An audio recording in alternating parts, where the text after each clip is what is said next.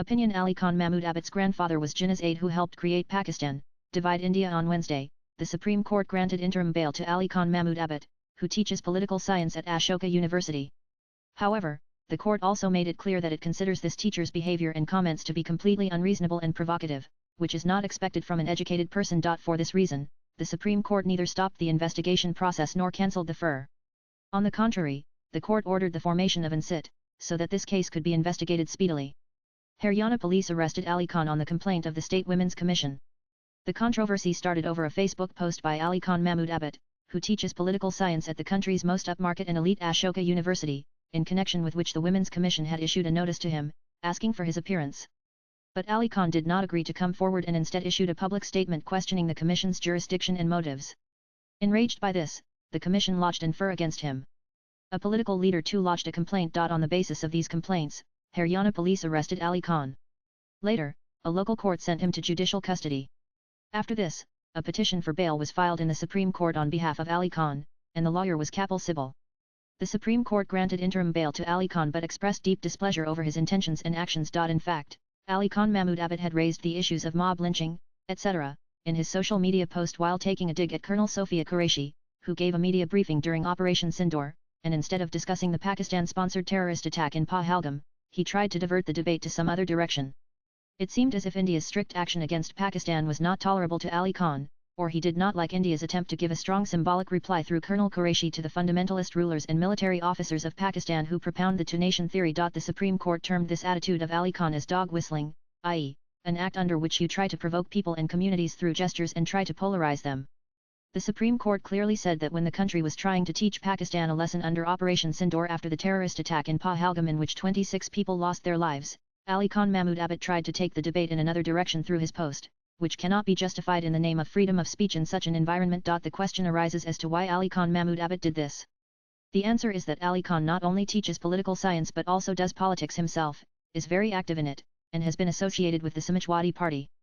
Most of his social media posts are related to politics, that too focusing on issues related to Muslim interests, attacking the ruling BJP and the San Parivar. Under the guise of being a liberal, Ali Khan Mahmudabad seems to be doing politics of Muslim identity. In fact, Ali Khan has inherited this kind of politics, particularly from his grandfather. Very few people would be aware that the Pakistan which came into existence as a country for Muslims with the two-nation theory through jihadi, communal thinking, was birthed by Ali Khan's own grandfather Muhammad Amir Ahmed Khan, who is recorded in the history books as the Raja of Mahmudabad. This was the same Raja Mahmudabad who nurtured the politics of the Muslim League, opening his treasury to strengthen it.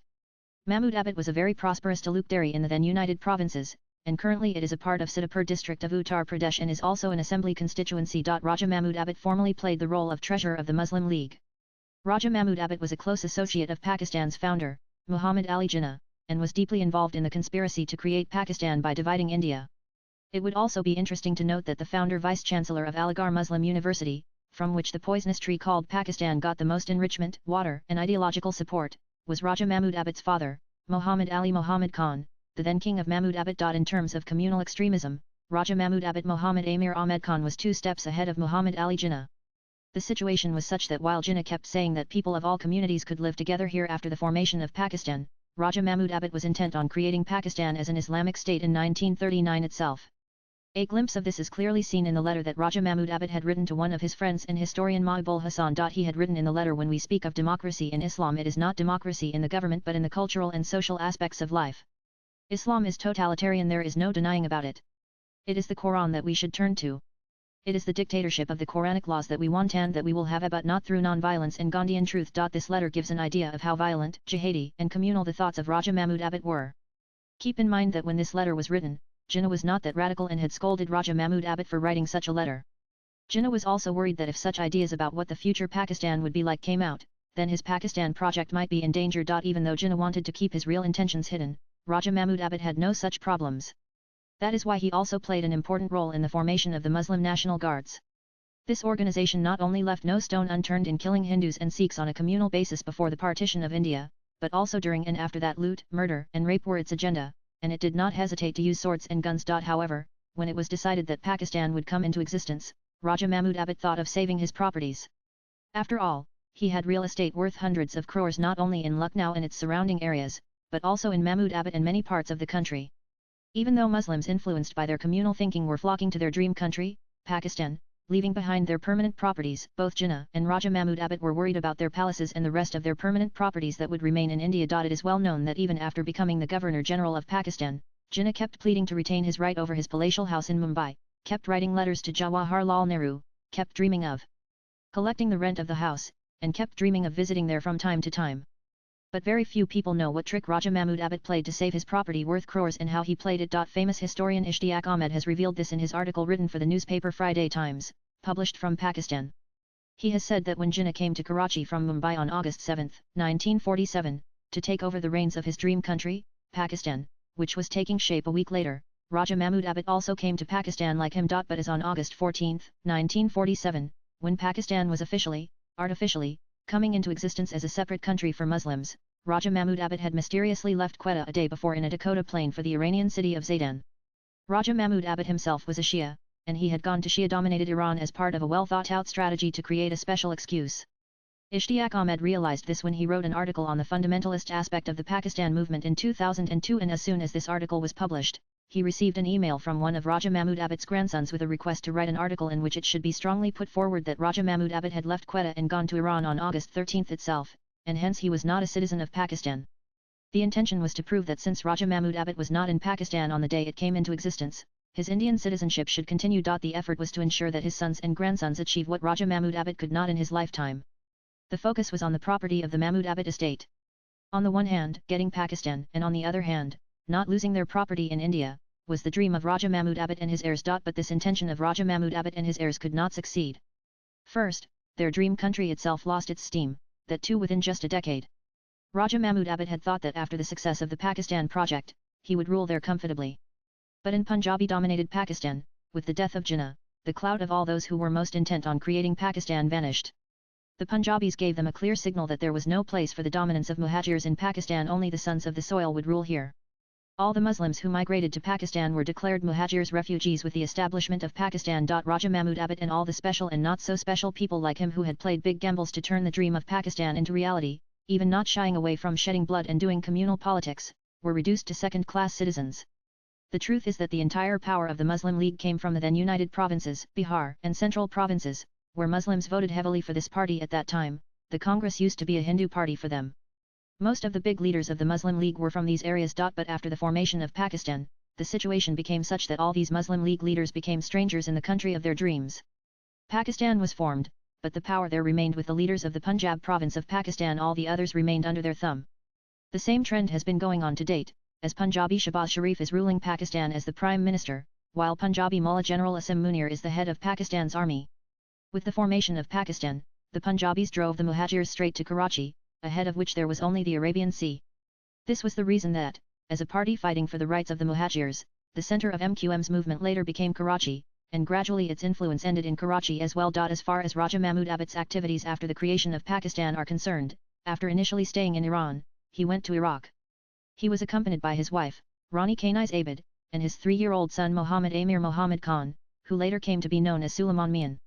Raja Mahmudabat spent a lot of time in Karbala, a city important for the Shias. The reason was never clear. Whether it was to repent for the partition that caused the bloodshed of millions of people or to strengthen his Islamic roots, only Raja Mahmudabat knows. According to a report in the Pakistani newspaper Dawn, which was founded by Jinnah and which was funded by Raja Mahmudabat, after spending some time in Iraq, Raja Mahmudabat also came to Lucknow for a short time, but he did not like it there, and from 1947 to 1957 he mostly stayed in Iraq. In between, he kept coming to his dream country, Pakistan, or to India, to take care of his properties. In 1950, Rani Kanais also moved to Iraq with her 2 daughters and 7-year-old son Suleiman Mian. For the next 3 years, Suleiman Mian studied in Iraq, where he kept acquiring knowledge of Arabic, Persian and other things. After this, Rani returned to Lucknow with her children, but Raja Mahmudabat finally reached Pakistan in 1957. There, he handed over his Indian passport, with which he had moved to many countries, to the then Indian High Commissioner C.C. Desai. After this, he formally accepted Pakistani citizenship, a full 10 years after Pakistan was formed. This was not a unique case. This was the condition of most of the leaders who played an important role in the creation of Pakistan. All of them felt that they would serve their community by creating Pakistan as an Islamic nation, and then go to secular India and enjoy themselves.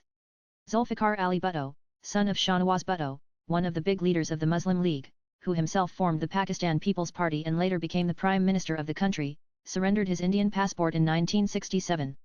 Imagine, the same Bhutto who boasted of fighting a 1,000-year war with India, was a close aide of General Ayub Khan, dreamt of victory against India in the 1965 war, shamelessly held an Indian passport till 1967. There were many such people who were ready to sacrifice their lives for India's enemies and Pakistan, who led it, and who themselves roamed around with Indian passports.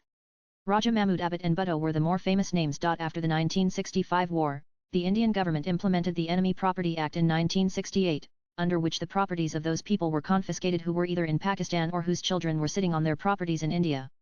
The effect of the order was that all immovable property in India belonging to or held by or managed on behalf of Pakistani nationals stood vested in the custodian of enemy property in India with immediate effect. Since the Raja of Mahmudabads was a national of Pakistan, his property also vested in the custodian. First, the Enemy Property Ordinance, 1968, was promulgated, which was later on replaced by the Enemy Property Act on July 6, 1968. Enemy property vested in the custodian under the Defence of India Rules, 1962, continued to be vested in the custodian under this act. On the one hand, morality demanded that such people not even look towards India after fighting for their dream country and then achieving it, and on the other hand, the stubbornness to retain that property at all costs due to greed, with complete shamelessness, continued. But destiny has its own game. The Pakistan for which they did everything, shed blood and sweat, divided India, and there was no place for such people in that Pakistan. With a broken heart, Raja Mahmudabads left Pakistan and started living in London. He gave strength and satisfaction to his religious sentiments by building a mosque there, and departed from this world with a broken heart on October 14, 1973. After the death of Raja Mahmudabads, his son Suleiman Mian kept fighting a legal battle from 1974 to gain possession of the property of Mahmudabads, which was confiscated during the tenure of the Congress-led central government. This battle went on for a long time, and in 2005, the Supreme Court gave a decision in his favor. At the time when this decision of the Supreme Court came, there was a Congress-led UPA government at the center, and it was alleged that the government was not able to present its case strongly. Jinnah or his close associate Raja Mahmudabads used to call Congress a Hindu party before the formation of Pakistan, but the form, color and attitude of that Congress had also changed by then. By the time the Supreme Court verdict came, instead of protecting Hindu interests, it had become a Congress party that staked everything on the Muslim vote bank. Not only this, Raja Mahmudabads' son Suleiman Mian had also become a Congress MLA from the same Mahmudabads twice, in the years 1985 and 1989. After the Supreme Court verdict, there was an uproar, and the UPA government had to bring an ordinance. Suleiman Mian's dream of regaining the property of the once Mahmudabads princely state could not turn into reality. Raja Mahmudabads' property once also included Lucknow's Butler Palace, which is under the control of the government today. Swipe left for next video. With the dream of acquiring properties worth crores of rupees in his heart, Suleiman Mian passed away on October 4, 2023. There was no possibility of his dream being fulfilled, because the NDA government, which came to power in 2014 under the leadership of Narendra Modi, made the Enemy Property Act even more stringent in 2017, under which it was said that not only the enemy but even his heirs cannot claim rights over the property confiscated under this act, even if they are living in India instead of Pakistan. UPA did not try to make the amendment after the lapse of the ordinance, fearing Muslim backlash. That's why the Modi government made the necessary changes in the act to thwart any attempt to claim the properties by the heirs of the people declared as enemies. Suleiman Mian is no more, but his sons still lament, remembering the prosperity of their ancestors. One of the two sons of Suleiman Mian, Ali Khan, still adds Mahmudabads to his name, to keep himself connected to that history, which was once the most prosperous Talukdari, princely state of Awadh, and whose then ruler, Raja Mahmudabads, while doing Muslim League politics, created Pakistan, dividing India. In the same tradition, if Ali Khan plays the Muslim card in a subtle manner, and if he criticizes the Indian government instead of the Pakistani government and army, then where is the surprise? The good thing is that the Supreme Court has exposed the real mentality of Ali Khan Mahmudabads by referring to dog whistling in its comments. Till now, the section that supports and does politics of the Muslim vote bank was calling Ali Khan a liberal and raising its voice in his support, instead of criticizing his absurd comments, calling it freedom of expression and creating a perception as if democracy had ended in India. Latest blogs.